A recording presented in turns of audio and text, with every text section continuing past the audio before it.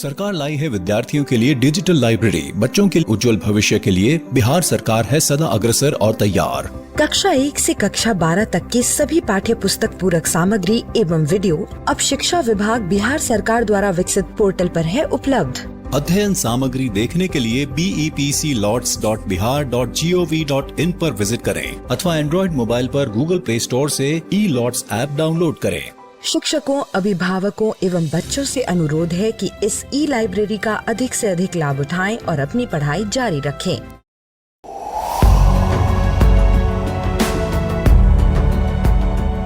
छठी से 10वीं कक्षा के विद्यार्थी ध्यान से सुने। खास आपके लिए हैं इंस्पायर अवार्ड्स मानक। DST और NIF द्वारा हर साल हो रहे इंस्पायर अवार्ड्स मानक के पहले राष्ट्रीय पुरस्कार विजेता हैं। विजेता आप भी हो सकते हैं, इसलिए किसी भी क्षेत्र में साइंस और टेक्नोलॉजी पर आधारित अपने इनोवेटिव आइडियाज के साथ तैयार हो जाइए। जानते हैं ना, आप में से 1 लाख स्टूडेंट्स को 10-10 हजार रुपए मिलेंगे अपने आइडियाज को प्रोटोटाइप बनाने के लिए। उसके बाद दुनिया सराहेगी आपका हुनर जब पहुंचेगा आपका आइडिया लोगों तक प्रोडक्ट के रूप में। तो अपने ओरिजिनल इनोवेटिव आइडियाज को स्कूल में जमा करें। बेस्ट आइडियाज आगे बढ़ाए जाएंगे ऑफिशियल वेबसाइट पर, और हाँ, जल्दी आज ही जमा करें। So good luck with inspire awards मानक।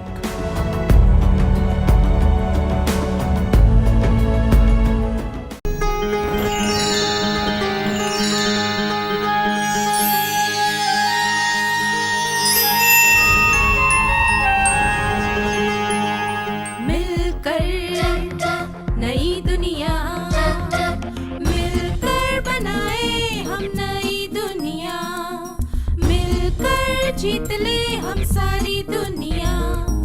बीच हमें आज बोने दो, रोज उसे थोड़ा बढ़ने दो। छू लेंगे आकाश हम, मन के विचार हकीकत बने। सिद्धि फल से आनंद देंगे, कोशिश कर बढ़े, सोच बुलंद करे।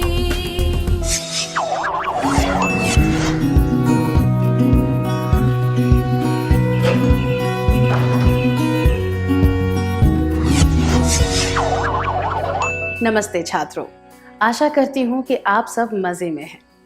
पिछले सत्र में हमने सीखा था कि बच्चों में अपने माता पिता की परिस्थिति, मानसिक स्थिति और इरादे को समझने की क्षमता उम्र के हिसाब से बदलती रहती है। इसीलिए बच्चों की उम्र को ध्यान में रखते हुए माता पिता उन्हें अलग अलग तरीकों से समझाते हैं।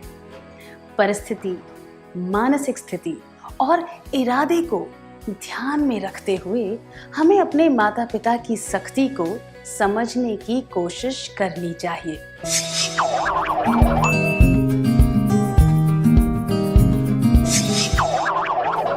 अब तक हमने देखा कि माता पिता सख्ती क्यों दिखाते हैं। अब हम यह जानेंगे कि वे बच्चों के साथ गुस्सा क्यों होते हैं।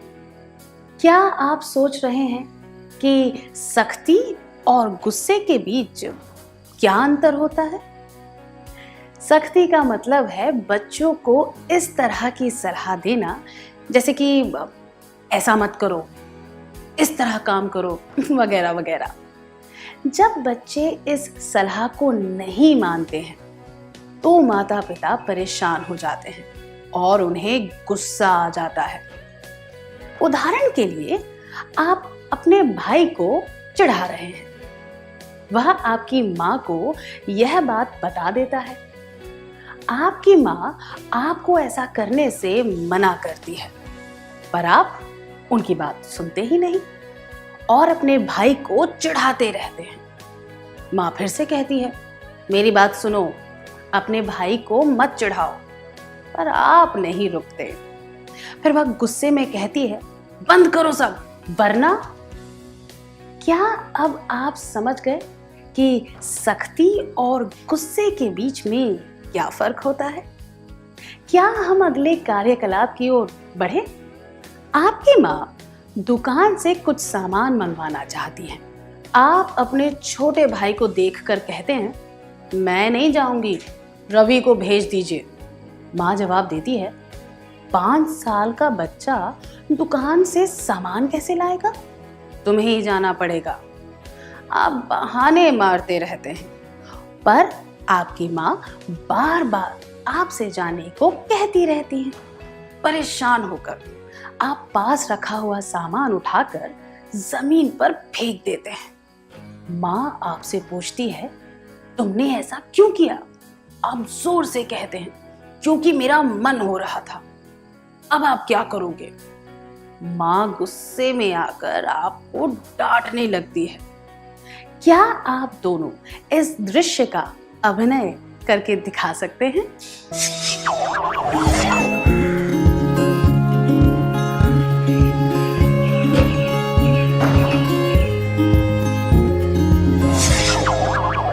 आपने बहुत अच्छा अभिनय किया, धन्यवाद। माता पिता तब नाराज होते हैं जब बच्चे गलतियां करते हैं। बच्चे पलटकर जवाब देते हैं। जब हम गलतियां करते हैं तब हमारे माता पिता को यह चिंता होती है कि हमें उन गलतियों के परिणाम भुगतने पड़ेंगे। इसीलिए वह हमारी गलतियां बताकर हमें सुधारने की कोशिश करते हैं। जब हम उनकी बात नहीं मानते तो हमारे प्रति चिंता होने की वजह से वो गुस्से में आ जाते हैं। दूसरे शब्दों में कहें तो हमारी चिंता होने की वजह से वे हम पर गुस्सा करते हैं। माता पिता के गुस्से में बच्चों के लिए परवाह और प्यार होता है, नफरत नहीं। मैं दोहराती हूँ, माता पिता के गुस्से में बच्चों के लिए परवाह और प्यार होता है, नफरत नहीं। क्या आप ऐसे अनुभवों के बारे में बता सकते हैं जब आपके माता पिता ने आप पर गुस्सा किया था? आपको यह परिस्थिति माता पिता की मानसिक स्थिति और उनके इरादे को ध्यान में रखते हुए उस अनुभव के बारे में बताना है। कृपया जोड़े बनाकर बैठे। आप में से एक विद्यार्थी उस अनुभव के बारे में बताएगा और दूसरा व्यक्ति ध्यान से सुनेगा।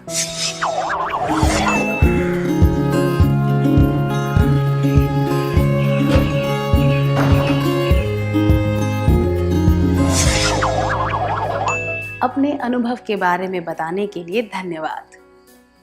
अब आप अपनी भूमिकाएं बदलेंगे।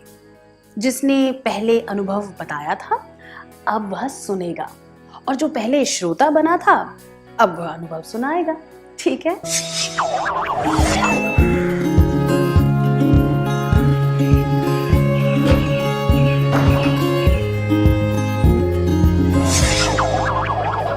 धन्यवाद। मुझे यकीन है कि अब आप समझ गए होंगे कि आपके माता पिता का गुस्सा बिना मतलब के नहीं था। हमने देखा कि हमारी उम्र और समझदारी के हिसाब से माता पिता हमसे अलग अलग तरह से बात करते हैं। क्या अब हम यह देखें कि उम्र के अनुसार माता पिता के प्रति हमारा रवैया किस तरह बदलता है? राजू 3 साल का है और वह अपने ही उम्र की एक लड़की राधिका के साथ गेंद खेल रहा है। वह राधिका की गेंद ले लेता है और वापस नहीं लौटाता। राधिका राजू को धक्का देती है। आपको क्या लगता है राधिका इसके बाद क्या करेगी? 1, उसे अफसोस होगा कि उसने राजू को धक्का क्यों मारा। 2, वह सारी बात अपनी माँ को बताएगी। या 3, वह राजू से कहेगी कि बदले में वह उसे धक्का मार सकता है। क्या 2 विद्यार्थी आगे आकर इस परिस्थिति का अभिनय दिखा सकते हैं?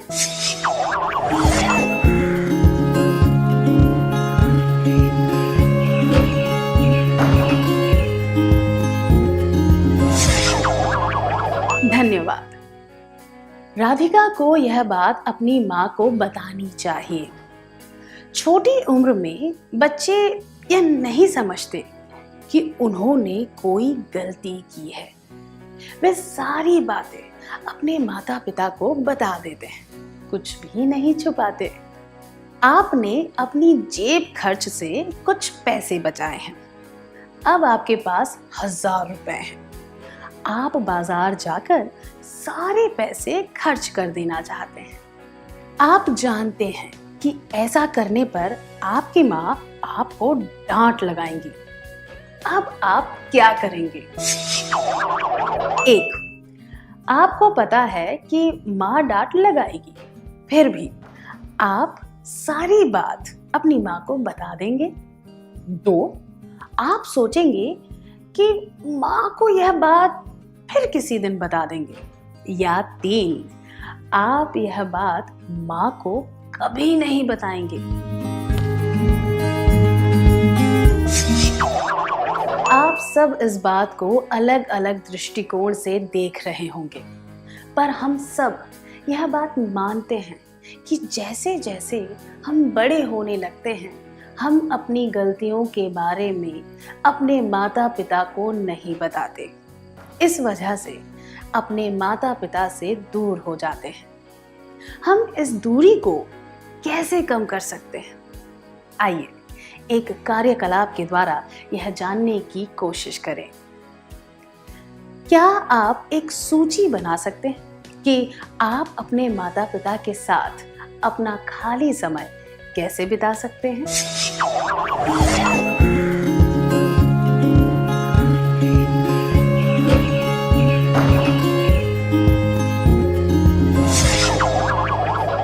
धन्यवाद। आइए सूची पर एक नजर डालते हैं। उनके साथ बातचीत करना, घर के कामों में उनकी मदद करना, उनके साथ खेलना, उनके अनुभव सुनना, उनकी समस्याओं के बारे में सुनना, अपनी परेशानियां उन्हें बताना।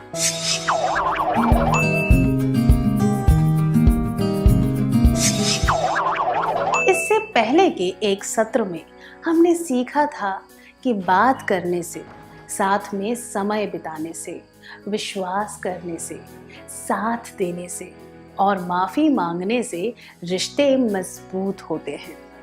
उसी तरह माता पिता के साथ बातचीत करने से, उनकी मदद करने से, साथ में खेलने से, उनके साथ परेशानियां बांटने से, मुसीबत के समय उनका साथ देने से और गलती करने पर माफ़ी मांगने से हम उनके और करीब आते हैं। माता पिता के साथ अच्छा समय बिताने से हम उनके और करीब आ सकते हैं। मैं दोहराती हूँ,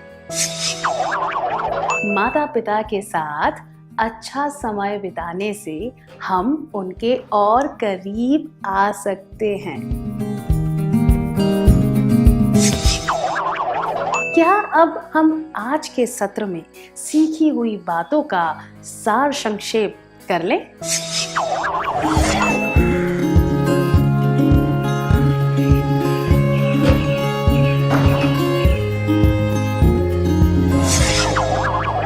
माता पिता के गुस्से में बच्चों के लिए परवाह और प्यार होता है, नफरत नहीं। माता पिता के साथ अच्छा समय बिताने से हम उनके और करीब आ सकते हैं। आपने बहुत अच्छी तरह सार संक्षेप किया, धन्यवाद।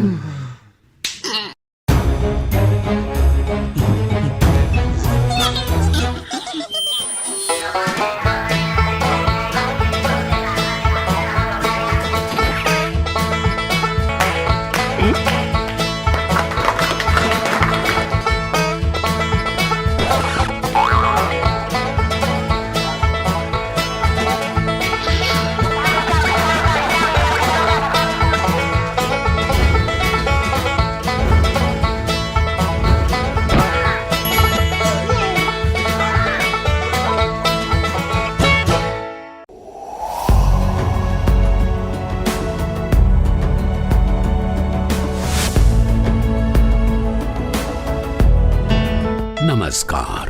आप शिक्षकों द्वारा दी गई अच्छी शिक्षा से आज लाखों विद्यार्थी इनोवेशंस कर रहे हैं। उन सभी को इंस्पायर अवार्ड्स मानक में हिस्सा लेने प्रोत्साहित कीजिए। करना है इतना कि आपके विद्यालय के 6ठी से 10वीं कक्षा के छात्र और छात्राएं साइंस और टेक्नोलॉजी पर आधारित अपने इनोवेटिव आइडियाज आपके पास जमा करें, ताकि वो DST और NIF द्वारा आयोजित इंस्पायर अवार्ड्स मानक प्रतियोगिता में हिस्सा ले सकें। 1 लाख छात्रों को 10-10 हजार रुपए मिलेंगे अपने आइडियाज को प्रोटोटाइप्स बनाने के लिए। फिर छात्र डिस्ट्रिक्ट, स्टेट और नेशनल लेवल पर अपने इनोवेशंस को दिखाएंगे, फिर प्राइजेस और सम्मान पाएंगे। तो आज ही अपने स्टूडेंट्स को हिस्सा दिलवाएं इंस्पायर अवार्ड्स मानक में।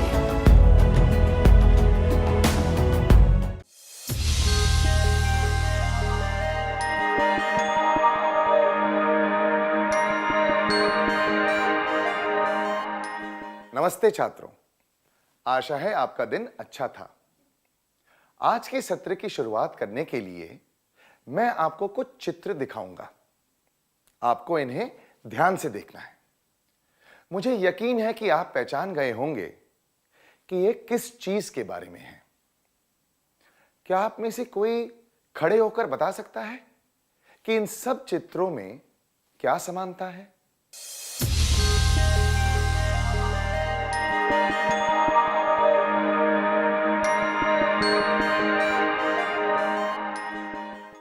सही कहा। हम एक गंभीर समस्या के बारे में बात कर रहे हैं जो हर जगह पाई जाती है। धौंस जमाना और धमकी देना। धौंस और धमकी का मतलब क्या होता है?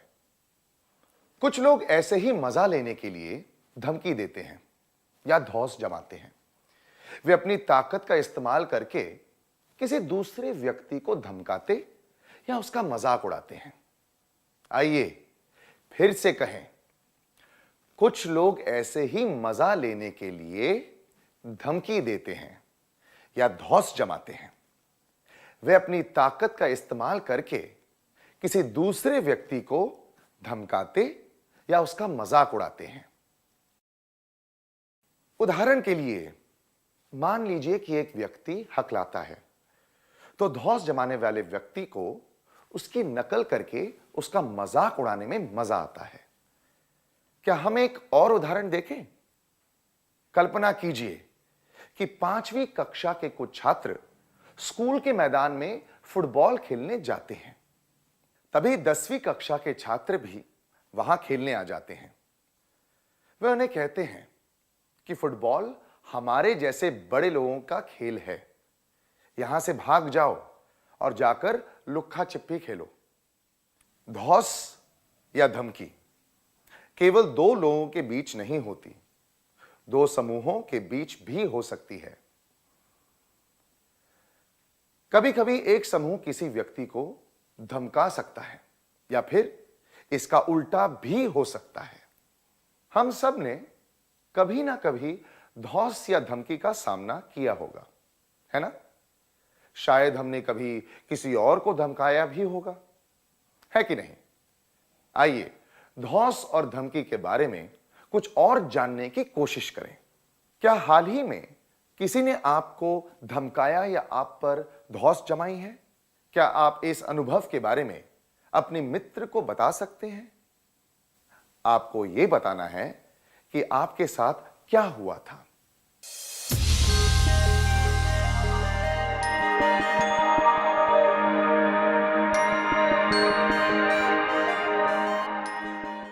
धन्यवाद। धौंस और धमकी बोलकर दी जा सकती है और कुछ करके भी।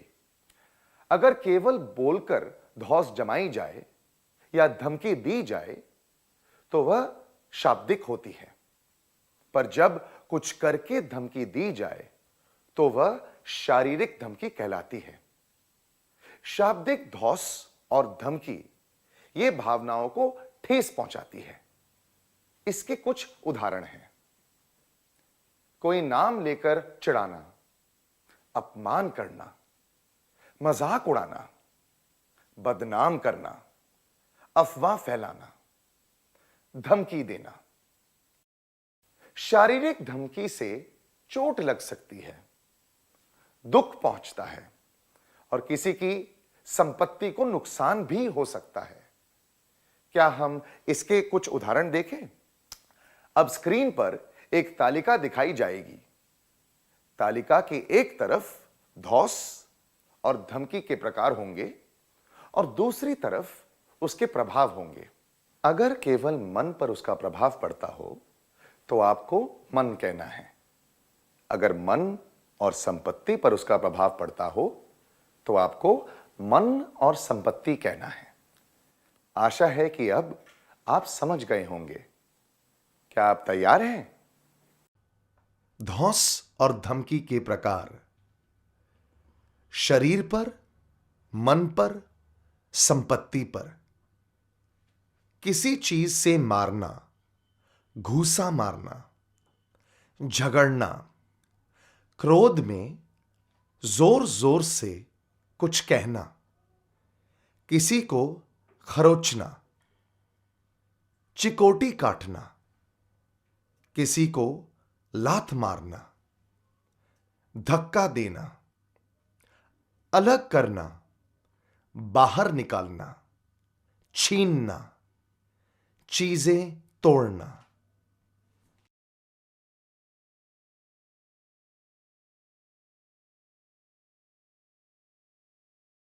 बहुत बढ़िया छात्रों, तो हमने ये जाना कि धमकी और धौंस से शारीरिक, मानसिक और शाब्दिक रूप से कष्ट पहुंचता है। आइए अब जानें कि सताए हुए व्यक्ति पर इसका क्या असर पड़ता है। जब किसी ने आपको धमकाया या धौंस जमाई तो आपको कैसा लगा? आपको इस भावना से संबंधित शब्द एक कागज पर लिखने हैं। उदाहरण के लिए, अगर किसी ने आपको धमकाया और आपको उससे डर लगा तो आपको डर लिखना है।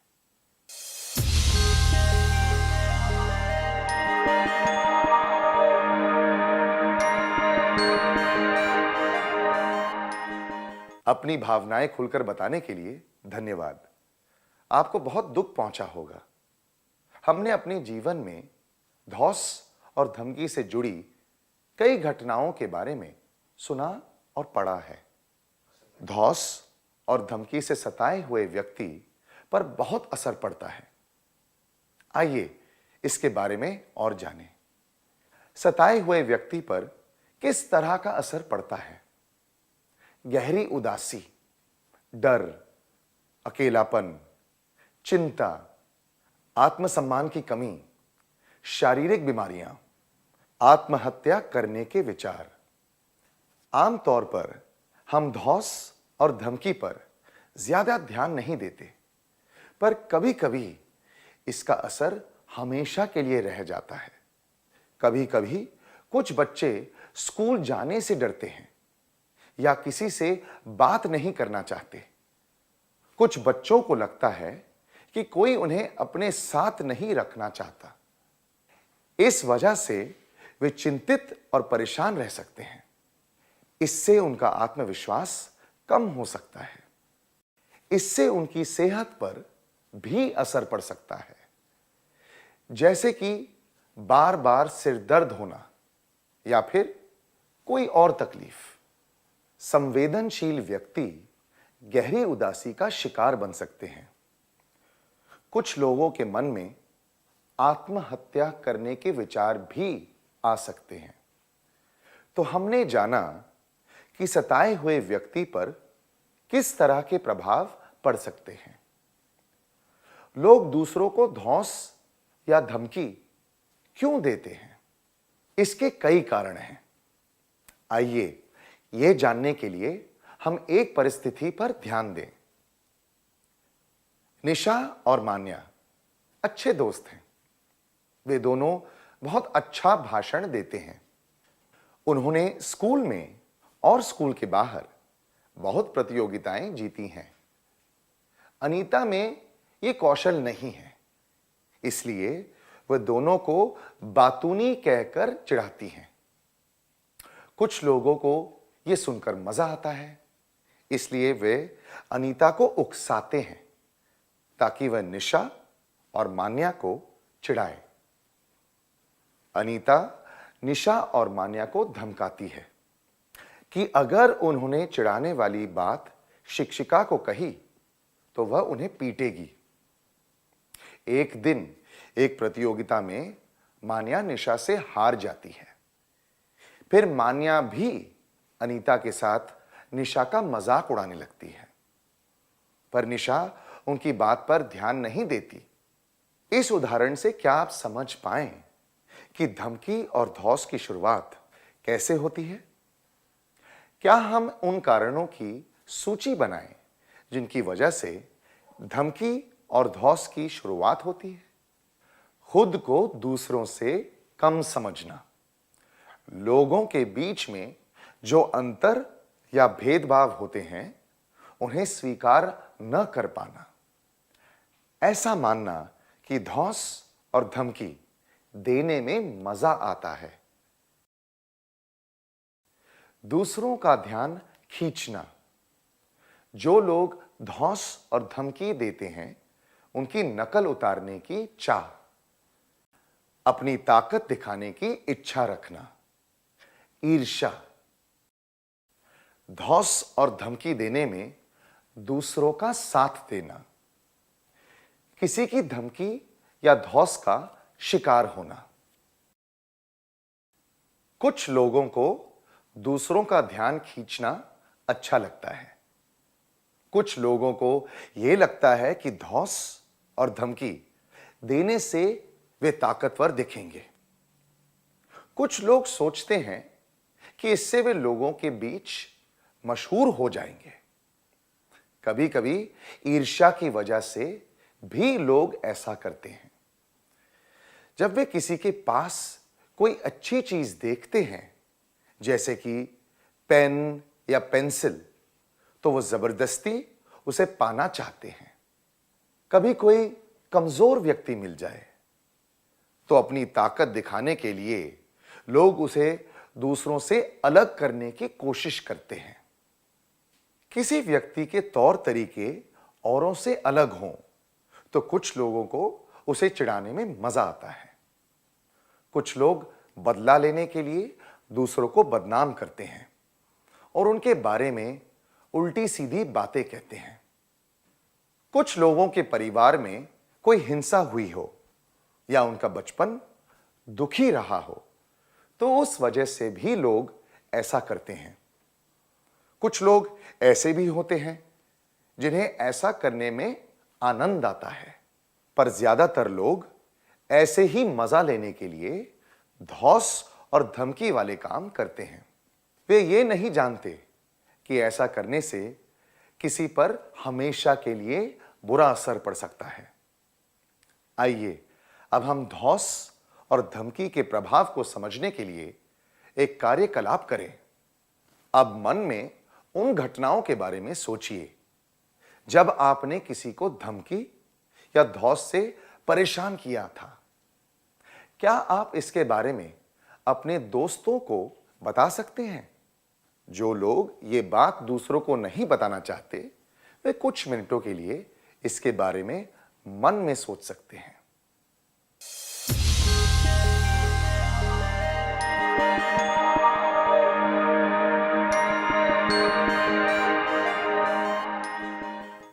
अपने अनुभवों के बारे में खुलकर बताने के लिए धन्यवाद। धौंस और धमकी वाले काम दो धारी तलवार की तरह होते हैं।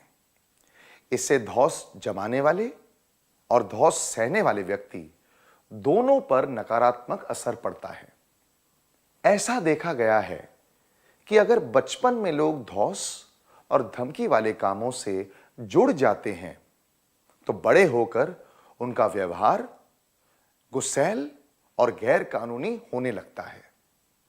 अगर इसका असर सब पर पड़ता है तो क्या ऐसा करना चाहिए? बिल्कुल भी नहीं। हमें धौंस और धमकी को रोकने के लिए क्या करना चाहिए? आइए हम एक गीत सुने जिसमें बताया गया है कि हमें क्या करना चाहिए। कृपया खड़े हो जाइए।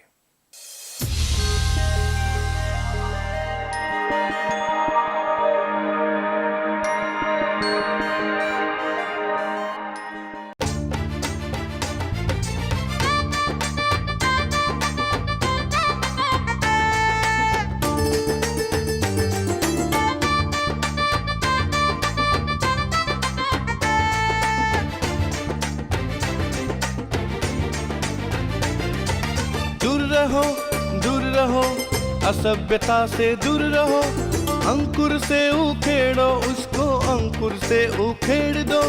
दूर रहो, असभ्यता से दूर रहो, अंकुर से उखेड़ो उसको, अंकुर से उखेड़ दो।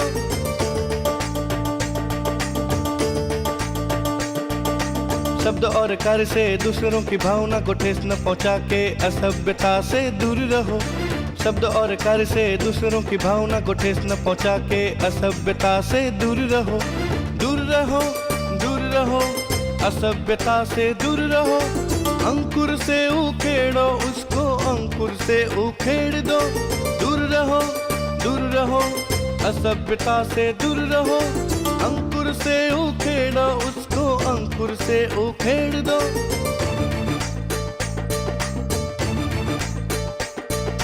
बात करके, विनती करके, आदर करके असभ्यता से दूर रहो। बात करके, विनती करके, आदर करके असभ्यता से दूर रहो। दूर रहो, असभ्यता से दूर रहो, अंकुर से उखेड़ो उसको, अंकुर से उखेड़ दो। दूर रहो, असभ्यता से दूर रहो, अंकुर से उखेड़ो उसको, अंकुर से उखेड़ दो।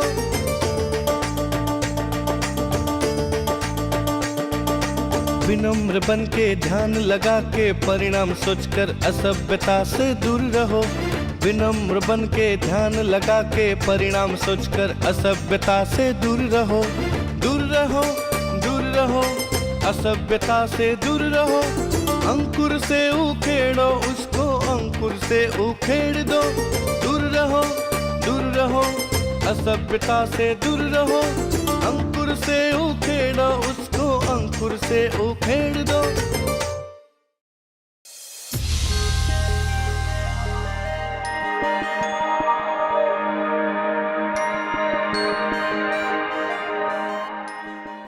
धन्यवाद। इस गीत से हमें क्या संदेश मिलता है, आइए जानें। हमें ऐसा कुछ भी कहना या करना नहीं चाहिए जिससे दूसरों को दुख पहुंचे। अगर हमें कोई हरकत पसंद ना हो तो हमें वो हरकत दूसरों के साथ भी नहीं करनी चाहिए। अपने गुस्से पर काबू रखना चाहिए। धौंस और धमकी वाली भावनाओं को शुरू होने से पहले ही रोक देना चाहिए। पर दूसरे लोग ऐसे काम करते रहें तो हमें क्या करना चाहिए, आइए इसके बारे में जानें। क्या सारी उंगलियां एक बराबर होती हैं? नहीं ना। यह तो स्वाभाविक है। हम भी किसी और व्यक्ति जैसे नहीं हो सकते, हमारे करीबी दोस्तों के जैसे भी नहीं। जो लोग धौंस और धमकी देते हैं वे ऐसी छोटी छोटी बातों का पहाड़ बना देते हैं। हर व्यक्ति के शौक, रंग रूप और आदतें अलग होते हैं, इसलिए किसी का भी मजाक नहीं उड़ाना चाहिए। जो लोग ऐसा करते हैं उनके साथ कैसे निपटना चाहिए, आइए इसके बारे में जानें। कुछ लोग आपका और आपके कपड़ों का मजाक उड़ाते हैं। आप क्या करेंगे?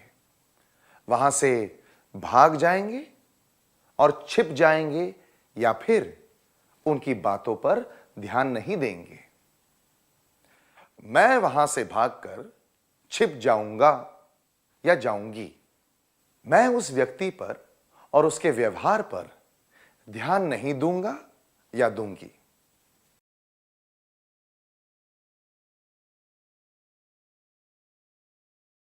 धौंस और धमकी से निपटना मुश्किल होता है, पर आपको यह याद रखना है कि परेशानी का कारण आप नहीं हैं, धौंस जमाने वाला व्यक्ति है। सुरक्षित महसूस करना आपका अधिकार है। ज्यादातर घटनाओं में धौंस जमाने वाले व्यक्ति पर ध्यान न देना ठीक रहता है।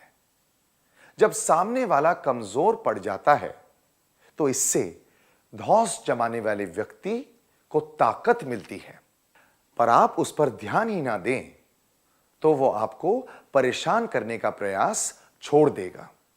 उदाहरण के लिए, राजेंद्र थोड़ा मोटा है, इसलिए उसके दोस्त उसे राजन लड्डू कहकर बुलाते हैं। उसे यह बात अच्छी नहीं लगती, पर बाद में उसने उन पर ध्यान देना छोड़ दिया। तब उन्होंने भी राजेंद्र को उस नाम से चिढ़ाना छोड़ दिया। हमें किसी भी धौंस और धमकी पर और धौंस जमाने वाले पर ध्यान नहीं देना चाहिए। फिर से कहिए, हमें किसी भी धौंस और धमकी पर और धौंस जमाने वाले पर ध्यान नहीं देना चाहिए। आपके ध्यान न देने के बावजूद अगर कोई व्यक्ति धौंस जमाता रहे तो आपको क्या करना चाहिए? क्या आप उसका मुकाबला करेंगे या फिर किसी समूह में शामिल होकर उससे बचने की कोशिश करेंगे? मैं उसका मुकाबला करूंगा या करूंगी। मैं किसी समूह में शामिल होकर उससे बचने की कोशिश करूंगी या करूंगा। आमतौर पर धौंस जमाने वाले लोग ऐसे लोगों को परेशान नहीं करते जो किसी समूह में हो। वे छोटे उम्र के लोगों को परेशान करते हैं जो अकेले घूम रहे हों या फिर नई जगह पर हो। अगर हम एक समूह में अपने दोस्तों के साथ हों तो धौंस जमाने वाले व्यक्ति शायद हम तक पहुंचने की कोशिश ना करें। क्या अब हम एक कार्यकलाप करें? कार्तिक अपनी नानी से मिलने जा रहा है। रास्ते में वो देखता है कि एक व्यक्ति दूर से किसी को धमका रहा है। तो व्यक्ति दौड़कर एक बस में चढ़ जाता है। कार्तिक देखता है कि धमकी देने वाला व्यक्ति उसकी तरफ आ रहा है। उसके डर से कार्तिक पास में खड़े कुछ लोगों के साथ जाकर खड़ा हो जाता है। क्या आप में से कुछ छात्र इसका अभिनय करके दिखा सकते हैं? कृपया स्वेच्छा से आगे आ जाएं।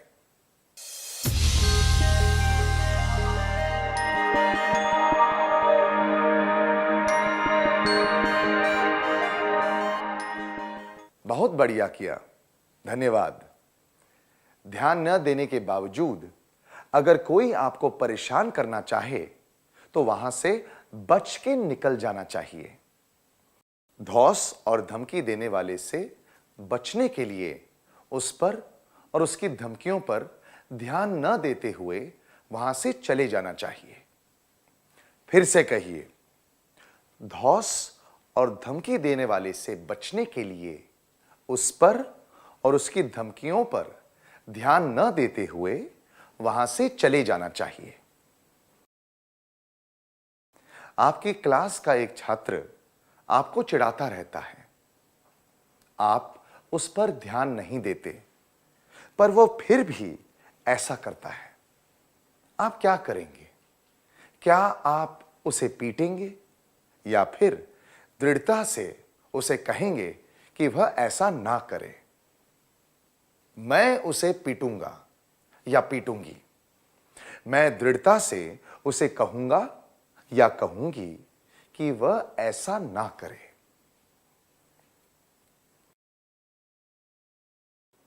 कई लोग अपनी कमियों को छिपाने के लिए कठोर और ताकतवर दिखने की कोशिश करते हैं। अगर हम उनके साथ दृढ़ता से बात करें तो वे हमें परेशान नहीं कर पाएंगे। आइए ये समझने के लिए एक उदाहरण देखते हैं। जब बलदेव स्कूल के मैदान में खेलने जाता है तो करीम उसे चिढ़ाता है, पर बलदेव उस पर ध्यान नहीं देता। एक दिन बलदेव सोच लेता है कि वह करीम का सामना करेगा। जब करीम उसे छेड़ने और चिढ़ाने लगता है तो बलदेव उसके चेहरे के सामने जाकर दृढ़ता से कहता है, देखो, अगर तुमने ये सब बंद नहीं किया तो मैं शिक्षिका से शिकायत कर दूंगा। बलदेव की गंभीर आवाज सुनकर वो चुपचाप वहां से चला जाता है। दूसरे शब्दों में कहें तो पहले हमें धमकी और धौंस पर ध्यान नहीं देना चाहिए, पर इससे बात न बने तो हमें धौंस जमाने वाले व्यक्ति को दृढ़ता से मना करना चाहिए। धौंस जमाने वाले व्यक्ति से निपटने के लिए हमें उसके साथ दृढ़ता से पेश आना चाहिए। फिर से कहिए, धौंस जमाने वाले व्यक्ति से निपटने के लिए हमें उसके साथ दृढ़ता से पेश आना चाहिए। मान लीजिए कि बड़ी कक्षा में पढ़ने वाला कोई छात्र आपका खाना या आपकी चीजें छीन रहा है। आप उसकी बातों पर ध्यान ना दें, उसके साथ दृढ़ता से बात करें, फिर भी वो आपको परेशान करे, तो आप क्या करेंगे? क्या आप किसी और बड़े छात्र को बुलाकर उसे धमकाएंगे या फिर किसी समझदार और विश्वसनीय व्यक्ति से मदद लेंगे? मैं किसी और बड़े छात्र को बुलाकर उसे धमकाऊंगा या धमकाऊंगी। मैं किसी समझदार और विश्वसनीय व्यक्ति जैसे कि शिक्षक, माता पिता की मदद लूंगा या लूंगी।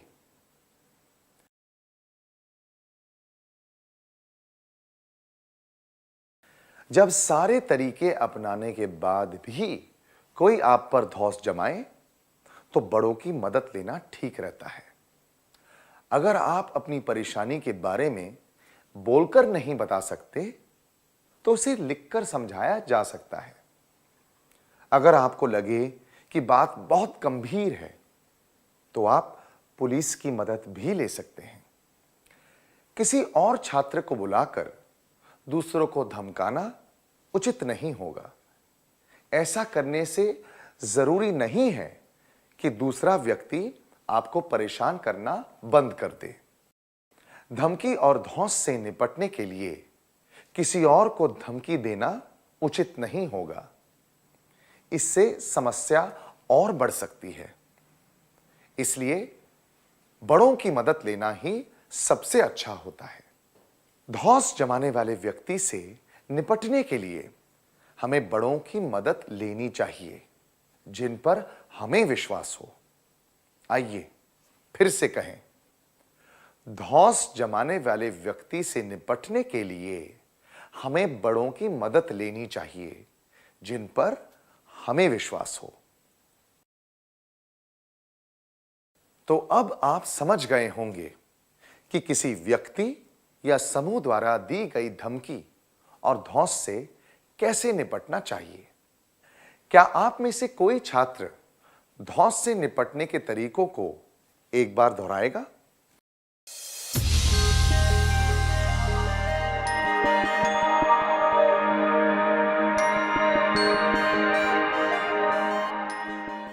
धौंस जमाने वाले व्यक्ति और धमकी व धौंस से निपटने के लिए धौंस जमाने वाले व्यक्ति पर ध्यान ना दें, धौंस जमाने वाले व्यक्ति से दूर रहें, अपनी बात दृढ़ता से कहें।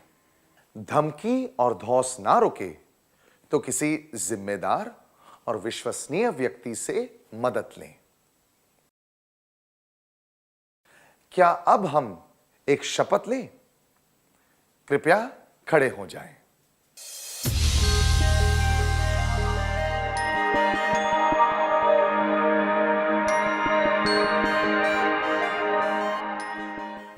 कृपया खड़े हो जाएं।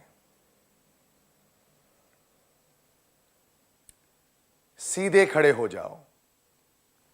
सामने देखिए। अपना सीधा हाथ छाती पर रखिए। अब मैं शपथ पढ़ूंगा या पढ़ूंगी। कृपया तेज और स्पष्ट आवाज में मेरे बात दोहराइए। आप तैयार हैं? सभी छात्र मेरे मित्र हैं। सुरक्षित महसूस करना सबका अधिकार है, इसलिए हम कभी भी किसी को नहीं धमकाएंगे, ना ही किसी पर धौंस जमाएंगे। अगर कोई हमें धमकाए या हम किसी और को धमकी या धौंस का शिकार बनते देखें, तो हम दृढ़ता से उसे रोकेंगे। अगर इससे परेशानी दूर ना हो, तो हम किसी विश्वसनीय व्यक्ति की मदद लेंगे।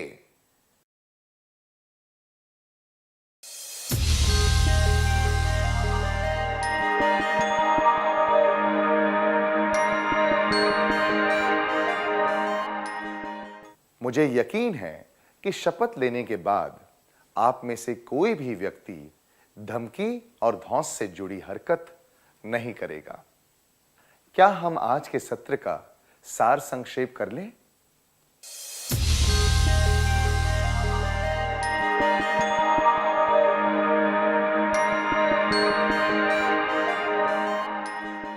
कुछ लोग ऐसे ही मजा लेने के लिए धमकी देते हैं या धौंस जमाते हैं।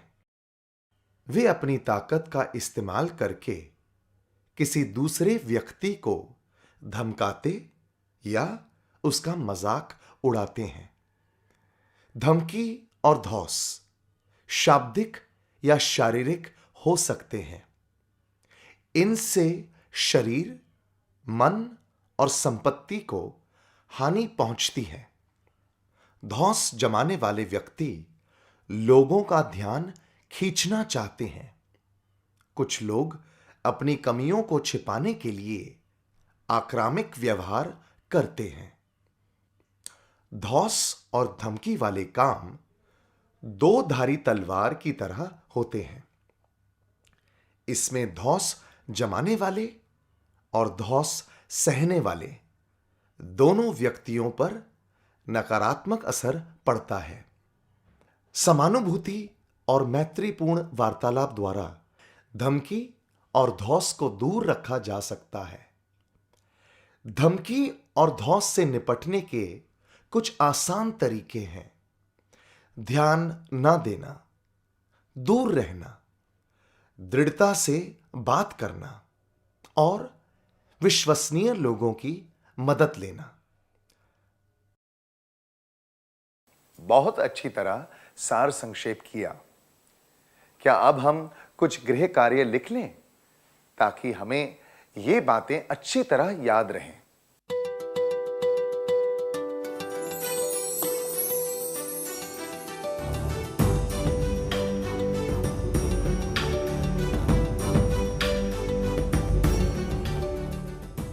प्रश्न 1। आपके दोस्त आपको उकसा रहे हैं कि आप क्लास में आए एक नए छात्र को चिढ़ाएं। आप क्या करेंगे? जवाब: मैं अपने दोस्तों से कहूंगा या कहूंगी कि ये गलत है। मैं उसे चिढ़ाने से मना कर दूंगा या दूंगी। मैं अपने दोस्तों के साथ उसे चिढ़ाऊंगा या चिढ़ाऊंगी। प्रश्न 2।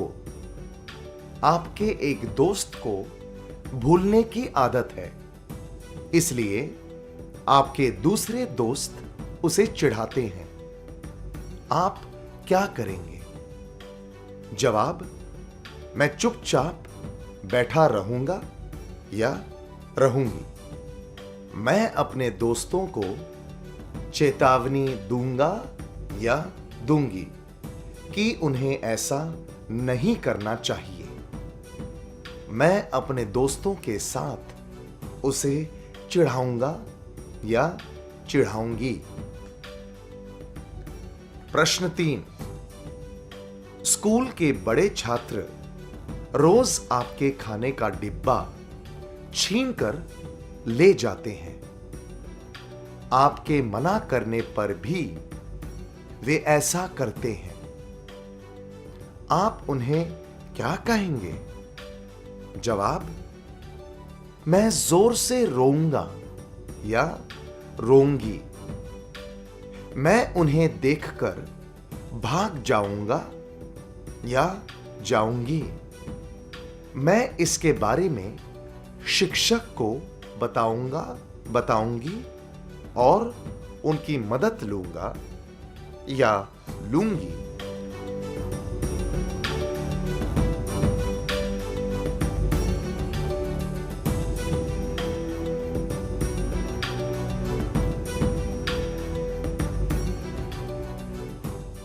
आपको इन सब प्रश्नों के उचित उत्तर चुनकर लाने हैं।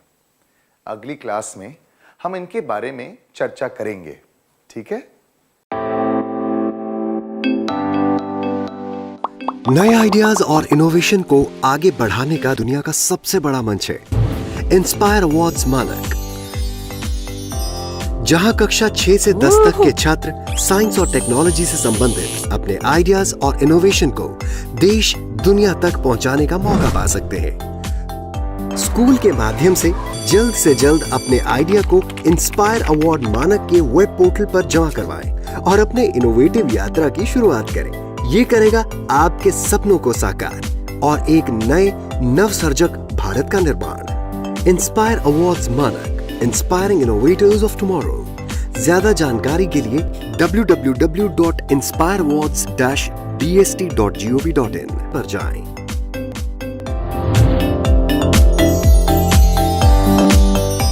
सरकार लाई है विद्यार्थियों के लिए डिजिटल लाइब्रेरी। बच्चों के उज्जवल भविष्य के लिए बिहार सरकार है सदा अग्रसर और तैयार। कक्षा 1 से कक्षा 12 तक की सभी पाठ्य पुस्तक पूरक सामग्री एवं वीडियो अब शिक्षा विभाग बिहार सरकार द्वारा विकसित पोर्टल पर है उपलब्ध। अध्ययन सामग्री देखने के लिए BEPCLOTS.bihar.gov.in पर विजिट करें अथवा एंड्रॉइड मोबाइल पर गूगल प्ले स्टोर से E-LOTS ऐप डाउनलोड करें। शिक्षकों, अभिभावकों एवं बच्चों से अनुरोध है कि इस ई लाइब्रेरी का अधिक से अधिक लाभ उठाएं और अपनी पढ़ाई जारी रखें।